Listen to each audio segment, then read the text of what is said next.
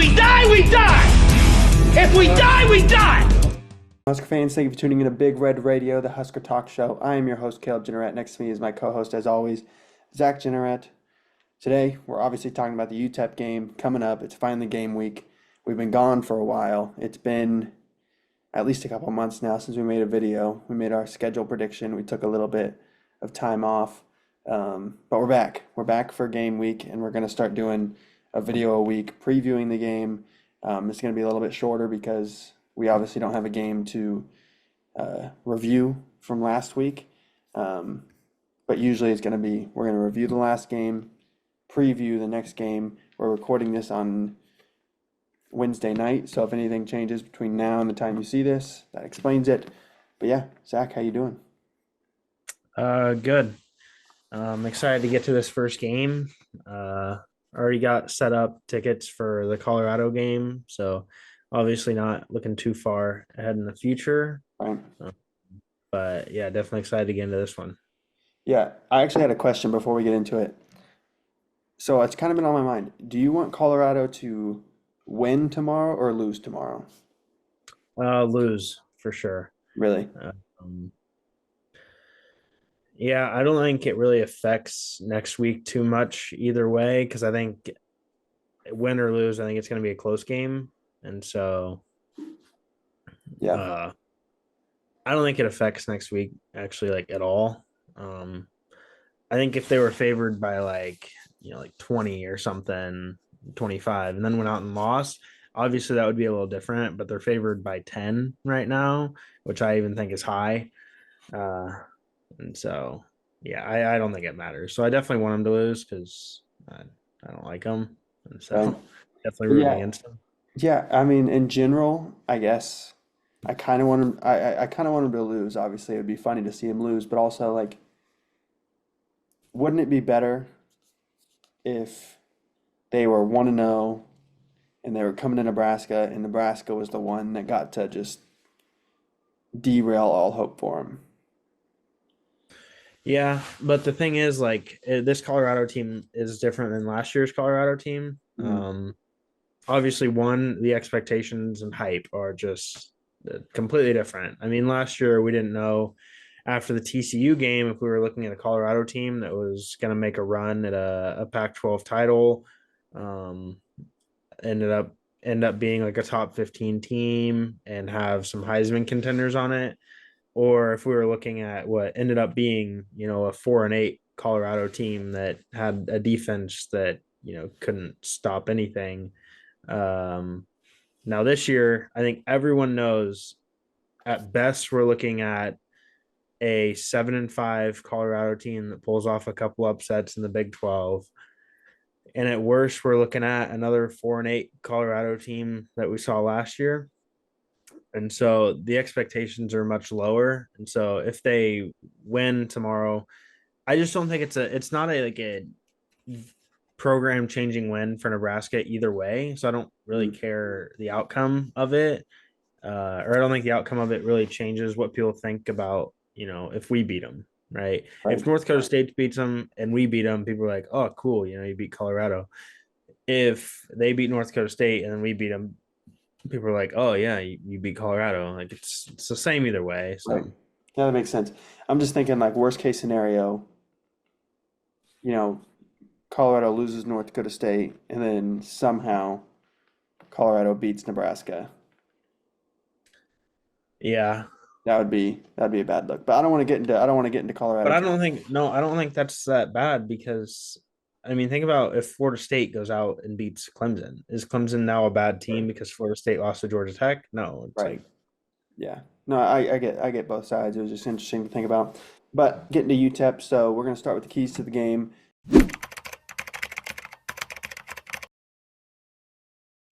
UTEP has an entirely new staff. Almost the entire staff, including the head coach, came from last year's Austin Peay team, who actually only lost to Tennessee by like 17, I think. So normally we would look at like stats and analytics and stuff like that, how they played, and kind of compare it to what they're going to see against Nebraska. You obviously can't do that with this team because this isn't the team that it was last year. You can't look at stats at all. So what we do know is they run a fast pace. Imagine playing, college football 25 and your opponent sticks on no huddle. That's how fast they play. But yeah, that's pretty much all we know. They have some returning players. They have some new transfers from Austin P and other programs. So yeah, my first key to the game is just a general one. It's avoid turnovers. We obviously know what turnovers look like at Nebraska. Nebraska, I think, either led or was tied for the worst turnover margin in the country last year. And Rule came out saying they're not going to hold Dylan back. Obviously, Dylan's the starter. It's been announced. They said they're not going to hold him back. They want him to play this game like they would week 12 or week 11. They don't want him to hold anything back. So that's good, but you also don't need a press. So if it's like 3rd and short in the first quarter, there's no need to force something that's not there and risk a turnover when in reality, you know that there's an entire game to go. And Dylan's going to make these rookie mistakes and these freshman mistakes, but I just don't need to see it this game. There's no point in risking it for this game. So avoiding turnovers is my first key to the game. Yeah. So as you mentioned, you got to really look at like this as a upgraded Austin P team, right? So same coach, multiple guys. Offensively, it's literally like the same team besides the quarterback. Pretty much all their receivers are out of there. A couple of O linemen out of there.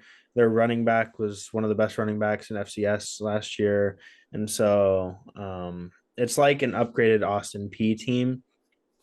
And so they have some really good FCS receivers, right? A really good FCS running back. They play really fast, and they've got a brand new coach. Right. Now, I've seen this come into Lincoln before with all the exact same check marks on it, and that was Georgia Southern, right? Right. And so that's one thing that you have to avoid is big plays.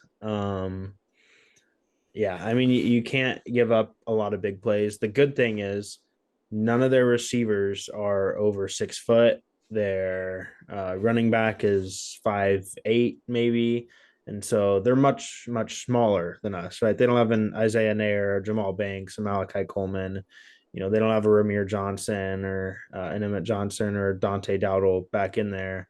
But they do have some guys that can play. Same with O-line, right? I mean, their O-line averages like 265, about 6'1". Our O-line averages 6'4", 6'5", 310, and so it's obviously just an entirely different ball game. But that doesn't mean you can't get burnt deep. And I know that's one thing that we struggled with last year, probably the most on our defense, was our D-backs. I mean, if you watch Ohio State or you watch Alabama or Tennessee and it's 3rd and 8, and either one of those teams is on defense, you're like, okay, they're getting a punt here.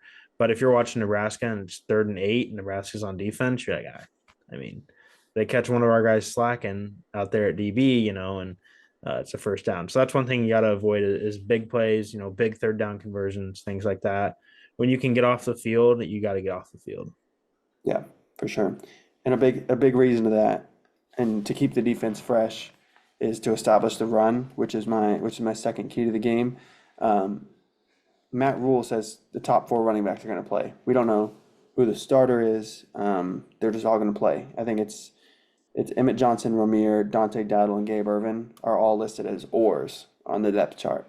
So there's no set starter. It's not going to stay that way, but that's how it is for this game. Emmett Johnson, Ramir Johnson, Gabe Irvin, all of them, Dante Dowdle, all need to run at their style. Ramir's going to, catch some passes, make some guys miss. Emmett Johnson's going to do the same thing. Gabe Irvin and Dante Dowdle are going to get downhill and really, force these younger, less D1 experienced guys that are going to be playing for UTEP to tackle them and continue to tackle them all game. And, needs to be 3 yards a carry, 4 yards a carry, if not more, and use play action to set up the big plays. So you don't have to force those big plays every time.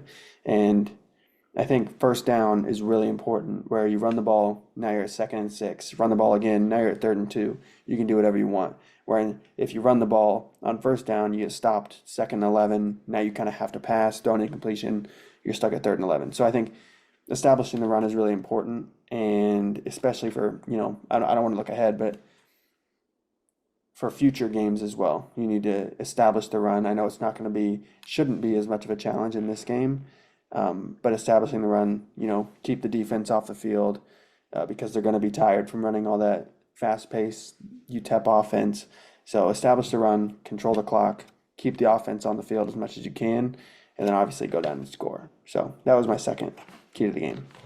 Yeah, my second one is avoiding pass rush and sacks when we're on offense.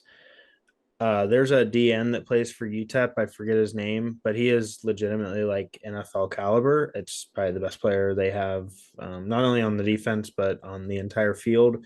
Anytime he's or on the entire team, and anytime he's going to be the one they look to go to. And O line has been where we struggle, right? If he's rushing our tackles, I know in the past that's been a struggle for us. And so if you get a freshman quarterback hit over and over and over again, he could be as good as you want him to be, but now he's just gonna, play a little antsy back there and, always hesitate because he's always gonna be looking over his shoulder for a guy coming on his blind side or just right at his face, too. So O line is one thing that we've struggled with, and D line is one thing that UTEP actually has a decent thing at. And so that's one thing that we have to avoid is pass rush. Yeah, for sure. And then my third key to the game isn't really a key for this game. It's kind of a what I want to see this game. I want to see Raiola build confidence, and I want to see the entire team build confidence. But back to Raiola, obviously we all expect big things, but that doesn't mean he needs to look like he doesn't need to go out and throw for 400 yards, 500 yards, 6 touchdowns. He just needs to make the plays that he's supposed to make, and that's going to come from establishing the run, like I said, avoiding turnovers, like I said, and just hitting the easy throws. So you can hit Isaiah Nair in the flat, and he could take it for a 30-yard touchdown. You can hit Jamal Banks over the middle of the field, and he can break a tackle and take it for a touchdown. You can hit Emmett Johnson on a screen or Amir Johnson on a screen, and they can take it for an extra 15 yards. You don't need to always force these big plays. These big plays are going to happen if they're set up the right way, if they're using play action. And this is really important. As I said before, I don't want to look ahead, but this is going to be really important for these teams that are tougher and more talented. With Colorado coming up, USC farther in the season, Wisconsin, Iowa, those teams that are farther in the season, you're going to need to set these up. So building confidence now when you have the chance to against a team like UTEP is really important, as well as playing big time football and winning the game, obviously. So that's my last key to the game. Yeah, mine is it's not necessarily a key, but it is something that I want to see. It's actually kind of the exact opposite of that. So as much as I'd love to see us, run the football 30, 40, 50 times in the game, Mhm. I don't want to see us like hold back. I was at the Louisiana Tech game last year, and I just feel like we held so many points off the board, which isn't a big deal. Shouldn't mean anything. A win is a win, but at the end of the day, like I want to see the ability of these guys. And I think one thing that's going to help them mentally is like if they see the ability, because guys like Thomas Fidoni have never really seen like their true ability. Guys like Emmett Johnson, Gabe Irvin, Ramir Johnson, they've never seen like their true ability to go out there and get it defensively. Like Nash Hutmacher, Ty Robinson, Van Poppel. They've never really seen like their true ability. So like, don't hold back here just because you don't want to make a mistake or something against a lesser team. Go after it, go get it, because I mean you really got nothing to lose. I know that at the end of the day, like come third quarter, we're gonna wear on them. It honestly might be a 14-7 game at half that ends, 38-7, 35-7. It very well could. Games like this, all the points get put on third, fourth quarter, and so mostly the third quarter, just because we start to wear them down early fourth quarter. You start putting on more points, and then you just run the clock out after that. But first two quarters, I mean, there's a very good possibility we go into half, 14-0, 14-7, 10-0, something like that. And so definitely don't be scared to let it loose in the second half. Yeah, and that kind of goes into my first X factor. So moving on to our X factors now. My first X factor is our defensive depth. So as I said before, UTEP is going to play fast. They're going to run, 3 plays a minute is what they're going to try to do. And last year, obviously the staff ran this at Austin P, and you saw in the FCS level teams get worn down, and that's when Austin P kind of took off and started running on them and passing on them and winning these games. Where now Nebraska needs to be able to rotate these guys in, D line, linebacker, defensive backs. We need to show our depth and we need to rotate these guys in and we need to be effective rotating these guys in. You can't be scared to put these guys in, basically. They need to be ready because everybody's going to play in this game. Because no matter who you are, whether you're the best athlete in the world, you're going to get tired at some point. So come middle of the third quarter, this defense has been on the field the entire game. You're going to start rotating guys in. Cam Linhart's going to start getting more time. Princewell is going to start getting more time. Van Poppel is going to get more time. You just need to stay fresh, and to do that, the depth really needs to show. So that's my first X factor. Yeah, my first one also goes off of that a little bit. It's not necessarily depth, but O line. I feel like there's a lot of guys that can go in there and play. But at the same time, I feel like our starters have to go out. Like I said before, UTEP's pass rushes is dominant. It is. That's one thing I'll give them credit for. They got a good DN and a couple good D tackles that they've brought over from places that are really good. And it's one thing that we have struggled with constantly in the past is our O line. And so O line has to stay fresh. The way you do that is, you keep the offense fresh, right? You run the ball, keep the D line guessing, but also, run some draws, run some screens. And so if we're doing the same thing over and over again, you got to keep the D line guessing, keep the O line fresh out there. Yeah. My second one is running backs. I kind of already touched on this before, but they all need to play and they all need to be effective. The offense needs to keep the ball and the clock on their time. The offense needs to control the clock, keep the defense on the sideline, keep the defense fresh because, as I said, UTEP's just going to be running up and down. I don't think they're going to be running up and down the field in a dominant fashion or anything, but I think they're going to be running fast and running, 3 plays a minute and, first down, second down, first down, second down, first down, second down. Like they're going to try to really push the pace. So running backs need to be effective, need to be able to, run the clock down a little bit. And not that we can't score a lot of points, but I just think that the running backs need to be effective to kind of make everything work together. Yeah. So my second one kind of ties into something you just said there. Teams that run fast, teams that run no huddle, they want, first down to gain 5-6 yards, finished off on second down, or even like 7 yards, finished off on second down. Just keep going. You have to force third downs here because rarely when you see a team run no huddle, are they going to go first down, no huddle, second down, no huddle, third down, no huddle. The only team I've seen do it consistently is Colorado. But even then, when you get to, if it's like 3rd and inches, sure, you'll run no huddle and just run up the gut. But if it's like 3rd and 7, 3rd and 8, 3rd and 6, you're going back, getting in a huddle, and you're calling a play. So that's not only going to give our defense time to breathe, but also react and get set up.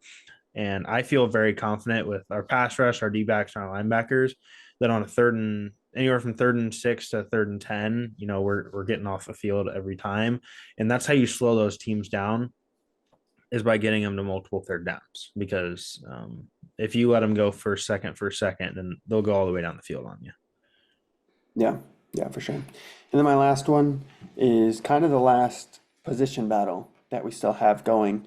It's the kicking game for me. We don't know if Tristan Alvano is going to start or if it's going to be John Hull, but it just needs to be consistent. We had inconsistent kicking last year, especially from long range. Obviously, it shouldn't matter for this game. We still need to make our kicks in this game, but it shouldn't really come down to kicking in the final score. But there's going to be games this year, definitely Iowa, Wisconsin, even those early games. Maybe Colorado comes down to a field goal. They've been talking about it all year. The kind of documentary that they've been putting out, the Hard Knock style has been chasing three because they lost by 3 points multiple times last year. So it's going to come down to kicking at some point this year. And one of the X factors for me is seeing that this kicking game can be consistent at short distance, medium distance. If they can hit some long kicks, great. I just want you to be consistent from 40 yards in. Yeah, so my last one is something that we haven't really seen Nebraska have since, it's been a while, and that's a pass game that you can trust, right? So in the past, whether that happened to be because of our quarterback, our receivers, or our O-line, right? You can point to when Casey Thompson was there. Casey Thompson had great receivers and he was a great quarterback, but our O-line couldn't give him time. When Adrian Martinez was there, Adrian Martinez was a decent passer and he had decent receivers. Again, O-line just couldn't give him time. Back when Taylor Martinez was there, Taylor Martinez just wasn't a great passer and he didn't have, huge depth at receiver. Same like Tommy. Tommy Armstrong is probably the last time we could really buy in to our passing game. Mm-hmm. But if it's, going into half, and we have the ball and there's a minute 45 left and we're on the 35-yard line, I don't see why we don't, run a 2-minute drill and go down there and score a touchdown, right? I'm not tired of it, but I feel like we need to get away from this whole run the ball, because last year I feel like if we had a pass game that we could trust late in the Michigan State game, late in the Wisconsin game, late in the Iowa game, games like that, then we go out and win those games, and then that entirely flips our script. The Minnesota game, right, that entirely flips our script, and now we're an 8-win team instead of a 5-win team, right, or a 9-win team instead of a 5-win team. And so a pass game that you can trust is big, and that doesn't have to be deep balls, right? It can be crossers, drags, slants, it can be all that stuff.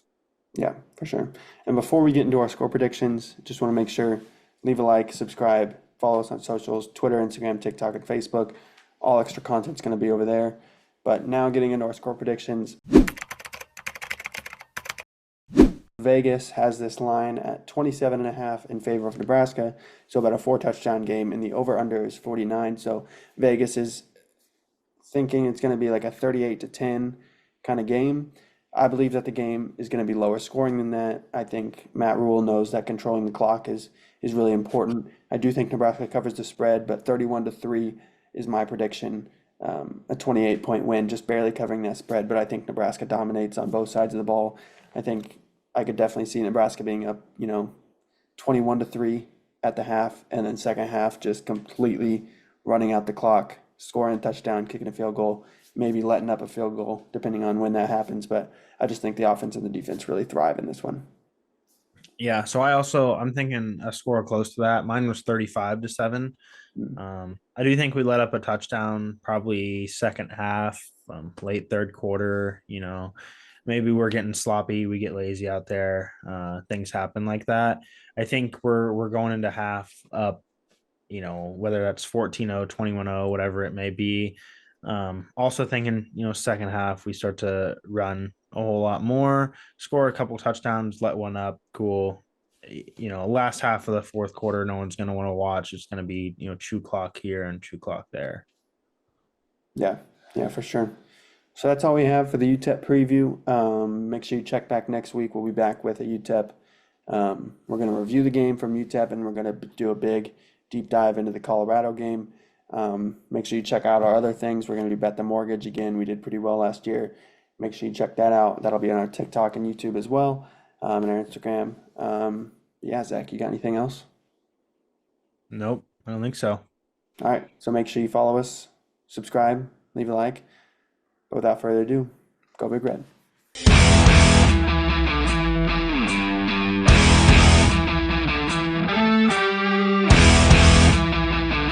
If we die, we die! If we die, we die!